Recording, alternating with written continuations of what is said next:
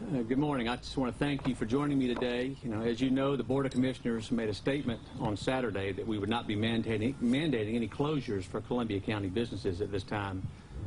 But we feel as a commission that it's necessary for us to hold this press conference to address the concerns and questions of our citizens. We just want to let everyone know what we're doing. However, before I begin, I just want to introduce the other elected officials here. I have Vice Chairman Gary Richardson, Commissioner Trey Allen, Commissioner Connie Malier, and Commissioner Dewey Galius. First, let me begin by saying that we're very aware that we're in uncharted and potentially dangerous waters, and every decision made at any level can have serious repercussions. So let me be very clear. Any suggestion that Columbia County's priority isn't the safety of our citizens couldn't be farther from the truth. We've closely monitored the progression of the spread of the virus for weeks and have continued to follow the guidelines set forth by President Trump, the Center for Disease Control and Prevention, Governor Kemp, and the Georgia Department of Health. As a result of the information being provided, we've taken several initiatives to safeguard the populace. First, we as a county have taken the initiative to partner with MedNow to offer on-site mobile testing center in Columbia County. Since tests will be limited in the beginning, they'll be administered on an as-needed basis at first, then expanded to other Columbia County citizens. Of course, more tests have to become available. We're taking action independently of any other government agency because we feel such a responsibility is too important to wait on other approvals for help. We've also taken the initiative to implement the guidelines stressed by the experts for all Columbia County employees. We've closed all the venues and we've given the guidelines to ensure compliance. These guidelines include the importance of social distancing, staying at home if you're sick, staying out of emergency clinics and emergency rooms, calling your primary care physician should you feel any symptoms, disinfect and sanitize as often as you can, and discourage gatherings of more than 10 people for Columbia County employees. When it comes to individual rights, I, along with my fellow commissioners, strongly encourage responsible behavior by our citizens, businesses, and industries. In the best traditions of Columbia County, we've set a great example for how our local businesses are policing themselves and adapting their operations to ensure the health and safety of their patrons. As most of you know, many Columbia County eating establishments are operating with closed dining rooms and drive-through service only. Other local restaurants are offering curbside or delivery services while also exercising innovative practices to slow the spread of the virus. Our only movie theater in Columbia County has voluntarily closed. And while we encourage every business to follow the CDC recommendations and do what's right for their neighbors and employees, we feel that if they are taking these recommendations, they deserve the right to do what's best for them. As a commission, we believe we should govern by example, govern by example and encourage and not mandate. No government can protect those who won't protect themselves. It's important to give private industry the opportunity to do right. It's our experience that most of the time, the people and business leaders of Columbia County will put the community first and make the right call. However, we do understand this is not always the case. So in Columbia County, we're going to follow the law. That says Georgia Code does give us authority to make and amend rules and regulations as necessary for emergency management, and that exactly is what we intend to do. To this end, we've directed staff to institute special rules that will apply to everyone that holds an occupational tax in Columbia County. These rules will mandate that all Columbia County businesses adhere to the guidelines that have been established and shared by the CDC and the World Health Organization to not put patrons and clients at risk. Obviously, some businesses such as health care, child care, groceries, pharmacies are exempt. To some extent, even those businesses, they have responsibilities that they have to comply with.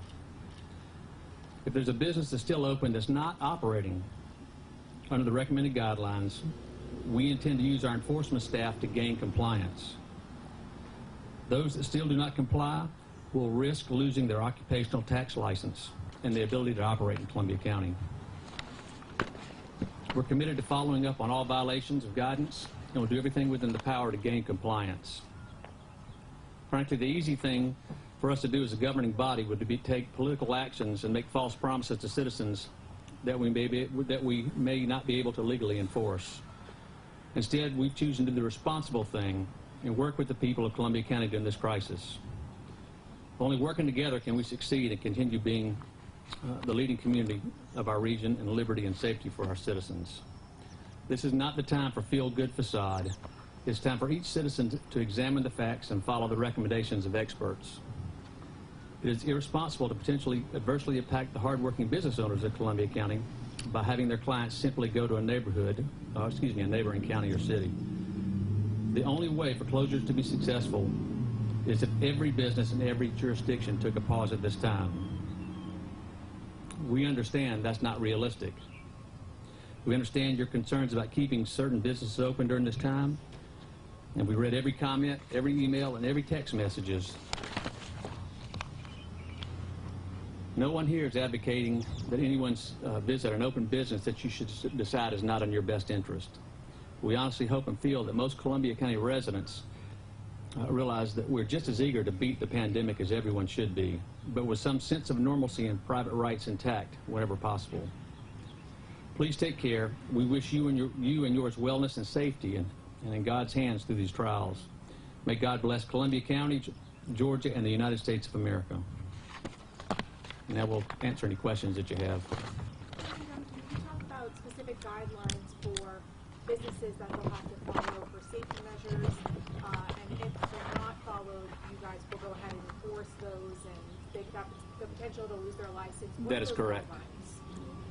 Well, we have staff that go in and verify, are they following the CDC guidelines? And if they're not, then staff can go in, write a citation, and we can revoke their license to do business in Columbia County. What specific guidelines as safety measures, though, are being taken? Scott, you want to come speak to some of these? You got to stay away 6 feet from me, though. So, no, hold on. You have to take that, fix that up for you. Hey, take it first.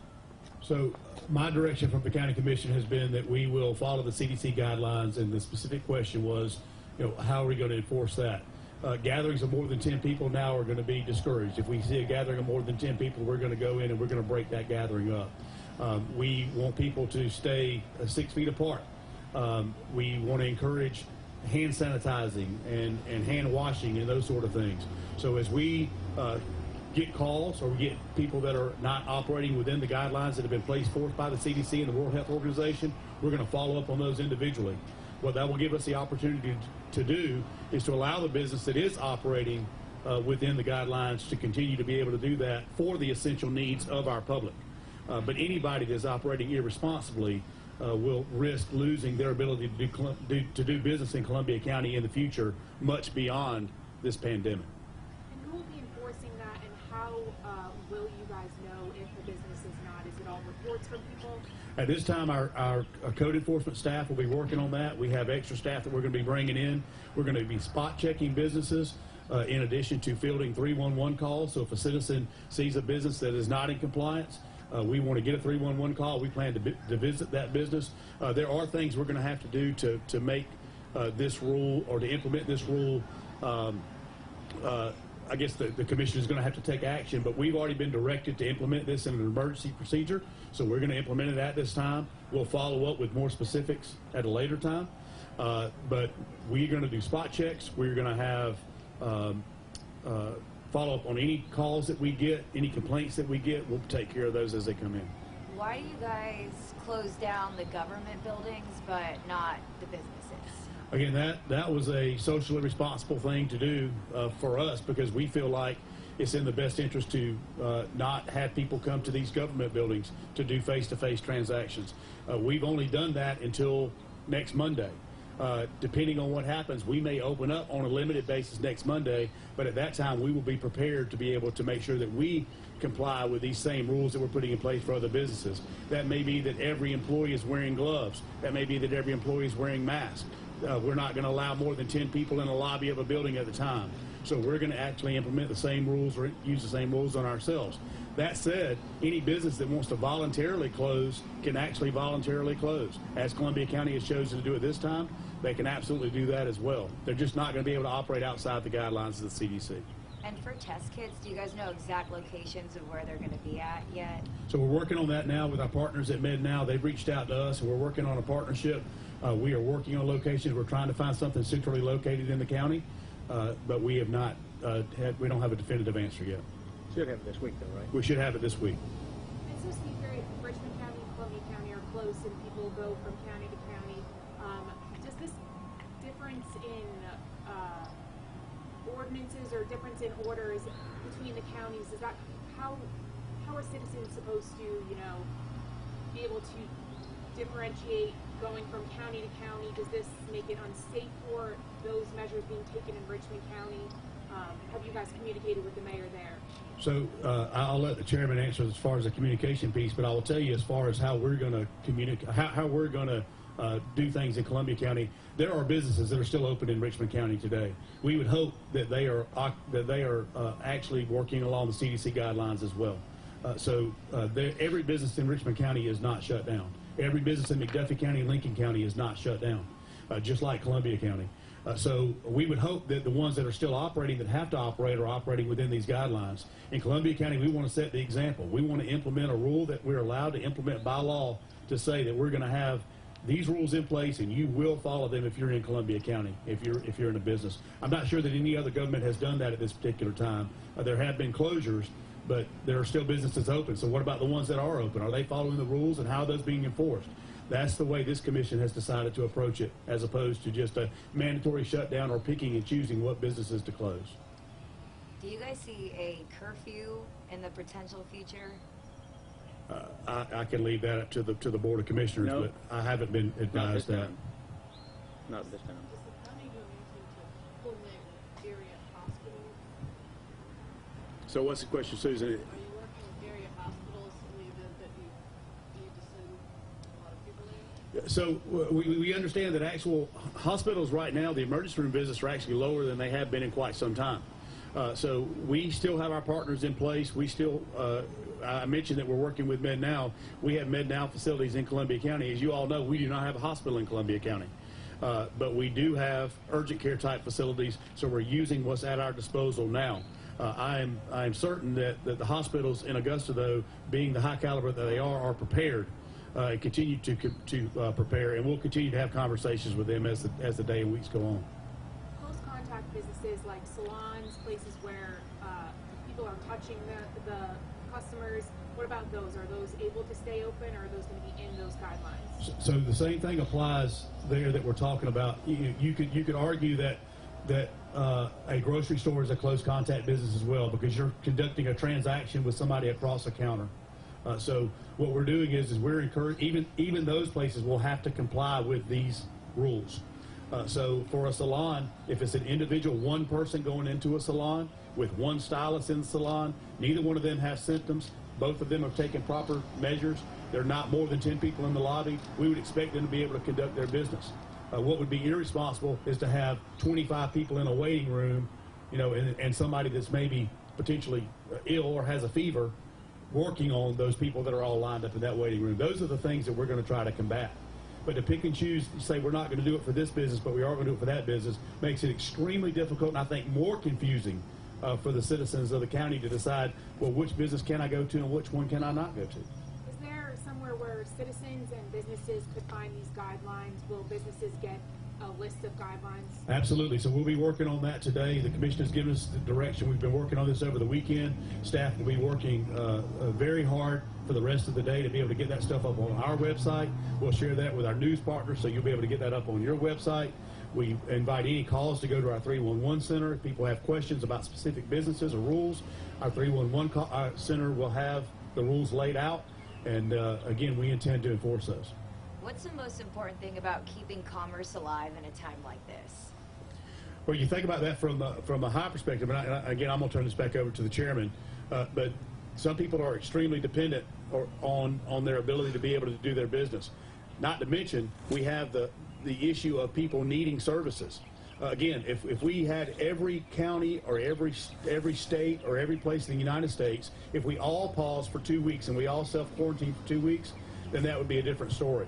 But to have Columbia County businesses arbitrarily shut down or have people lose their livelihood when they had the ability to operate safely, I believe is irresponsible. And I'll turn it back over to Chairman Duncan.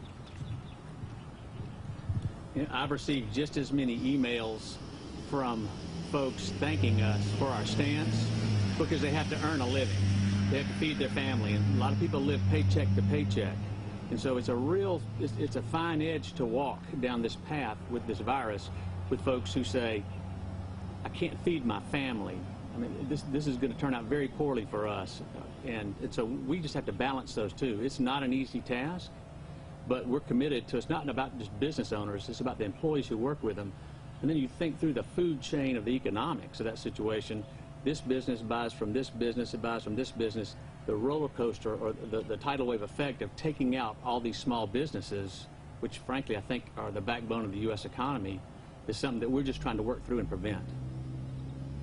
Is there a time where all of this could change if things do progress and get worse? Will harsher measures be taken, or is this kind of going to be the path moving forward? Everything is still on the table. Absolutely. So how do these guidelines apply to daycare facilities that may house more than 10 children? Well, the daycare facilities are, again, there are certain things they do have to do, but we're focusing on the businesses that we can impact, and so, well, they're going to have to comply any way they can. But, oh, I'm sorry. Sorry, we need a better mic. So, at any rate, daycares are going to have to comply within whatever the rules and regulations they have within how they're governed, but we will pass these rules around to them as well. So, we talk about no more than 10 people in a business. Does this apply to grocery stores as well now too, or? A grocery store would be an essential business. So this is non-essential businesses? Correct, essential. And you bring up a good point.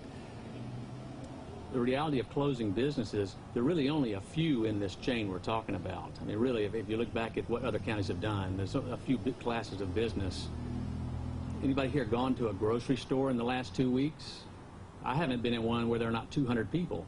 So how does that impact the spread of the virus? So we're just asking folks, Columbia County citizens, to take a step back and look at reality and know that you're going in these places, and I think Scott mentioned earlier, probably the only totally effective solution would be to shut the whole world down. Well, how are you going to get people food if they can't go to their grocery store, if they can't go to get their medicines at the location where they get it? So, again, there's not just a one-size-fits-all simple solution when you're trying to protect people's jobs as much as you can and protect the public. But I reiterate the point that, I mean, government cannot protect folks who are not willing to protect themselves. So, what's deemed an essential business in the county's? Well, we're following the guidelines, but I mean, you got health, you got food, gas stations, medicine. So, I mean, there's a basic list. So. There's some restaurants that still do dine-in. Correct. We were getting a lot of Facebook comments about how that's going to be a large crowd because maybe a staff is 10 people or less. That's going to be a challenge for those restaurants. So we're going to be addressing that with them, yes. Okay. Unless they have to follow the practices. Can they separate? Excuse me. Can they have the separation, the physical separation? I've been in one or two to check out myself, and there's one, and I won't name it in particular. They were doing fantastic. I assume they still are. The tables were spaced out. If you ordered something, everything, the employees had gloves. You had plastic utensils and paper plates, and you wanted salt that came in a package. And so, I mean, they were going out of their way to comply and ensure that they could stay in business. Those are the places that we want to keep in business. Just to be super specific, we're talking 10 or no more than 10 people in a business. Does this mean if businesses do want to stay open, they'll have to shuffle in people in out? Yeah, they will have to work through that themselves, yes. What are you doing to protect first responders? First responders have all the PPE required by their work set or by their, the fire department has the fire standards, so they have the personal protective equipment.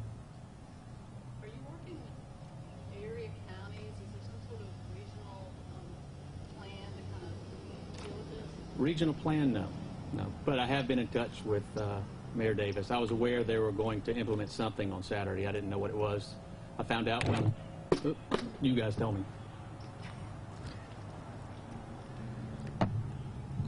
Thank you, everybody, for coming out today. We appreciate it. We're going to get through this.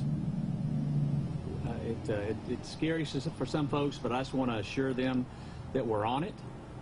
These are good guidelines we're following. And again, together we're going to get through this and we're going to be fine. Thank you very much.